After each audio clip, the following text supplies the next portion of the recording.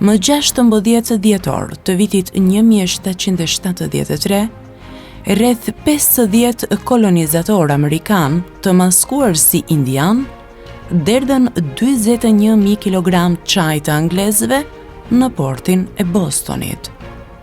Doku i portit ishte mbushur plot me kolonizator, shumica e të cilëve brohorisnin për patriotët. Djemtë e Lirisë, një grup patriotik anti-anglez, i cili kreu aktin e mësipërm, e quajti atë mbrëmja e çajit në Boston. Ata po protestonin kundër një takse që parlamenti anglez vuri mbi çajin, i cili ishte pija e preferuar e kolonizatorëve. Djemtë e Lirisë, e përbër e tëra nga qytetarë anglez, ishin sidomos të zemruar sepse po tatoheshin pa patur mundësi të kishin përfaqësuesit e tyre në parlament në Londër. Parulla e tyre, jo tatim, pa përfaqësim, u bë një nga parullat kryesore që çoi në luftën revolucionare kundër Anglisë.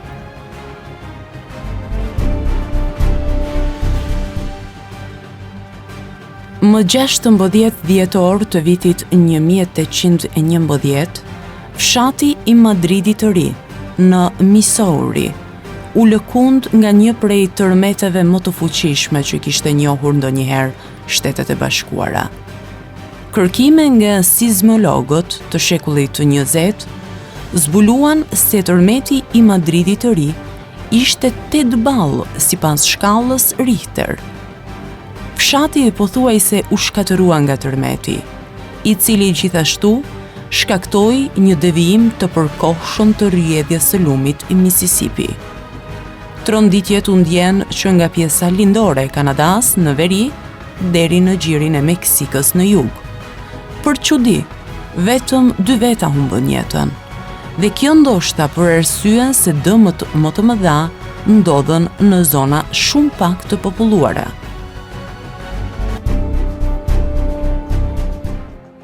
Më 16 dhjetor të vitit 1942, Holokausti. Heinrich Himmler urdhëron që persona të Rom të caktuar për shfarosje të dërgohen në Auschwitz. Ky emër është sinonim për të gjithë Holokaustin, për 6 milion hebrej të vrarë dhe për miliona të tjerë që u vranë brutalisht nga nazistët në periudhën 1933-1945. Mund të thuhet që mjafton vetëm një fotografi. Vetmeri është përsëri i pranishëm. Porta e kampit të shfarosjes Auschwitz-Birkenau dhe shinat hekurudore. Pjesën tjetër e ofron kujtesa kolektive. Vagon kafshësh plot me njerëz, fëmijë, gra, të rinj, pleq, që pas ditësh e nga njerë javësh të tëra udhëtimi pa ushqim apo ujë, arrin në kampin e përqendrimit ende me një dritë të shpresë në sytë të tyre.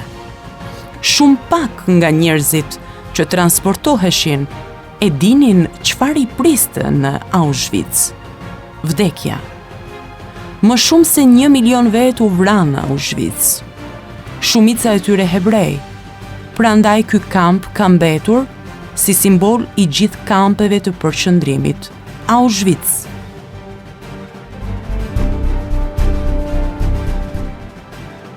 Më 16 dhjetor të vitit 1770, në Köln, lindi Ludwig van Beethoven, kompozitor e pianist, figure rëndësishme në tranzicionin midis epokave klasike dhe romantike të muzikës.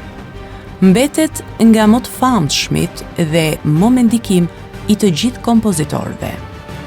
Veprat e tij më të njohura janë 9 simfoni, 5 koncerte për piano, 32 sonata dhe 16 kuartete, si dhe muzikë dhome, vepra korale dhe këngë.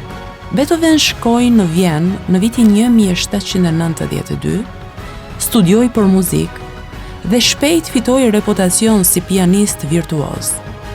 Në Boston, në vitin 1947, Fan Noli botoi monografin, duke mbrojtur argumentin se revolucioni francez dhe idetë republikane patën ndikim të thellë në muzikën e Beethovenit. Noli, i njohur si republikan dhe antimonarkist, thotë se kompozimet më të dobta të Beethovenit janë ato të krijuara në Vjenë gjatë periudhës perandorake, kur kompozonte me kontratë për princër e perandor, thjesht për para. Biografitë thonë se Beethoveni ishte tërhequr nga idealet e iluminizmit. Në vitin 1804, kur ambicjet perandorake të Napoleonit u bën të qarta, Beethoveni i fshiu fjalët e përkushtimit për Bonapartin nga Simfonia e Tretë. Më vonë ai ndryshoi edhe titullin, Simfonia Heroike, për të festuar kujtimin e një njeriu të madh. Dhe ja rikushtoi atë mbrojtësit të tij, princit Joseph Franz von Lobkowitz, në pallatin e të cilit Simfonia e Tretë u interpretua për herë të parë. Ai jetoi në Vjenë deri në vdekje në vitin 1827. Në dekadën e fundit të jetës, ai u bë thuajse krejtësisht i shurdhër, u tërhoq nga jeta publike por vazhdoi të kompozonte. Kritikët thonë se shumë nga veprat e tij më të admiruara vijnë pikërisht nga kjo periudhë në ndikimin perandorak.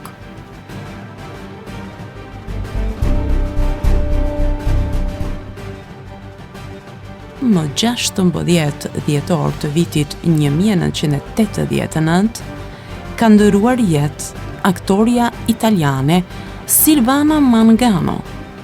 Ishte një aktore italiane e filmit, e cila në vitin 1950 ka gëzuar famë si një simbol seksi kinemas italiane.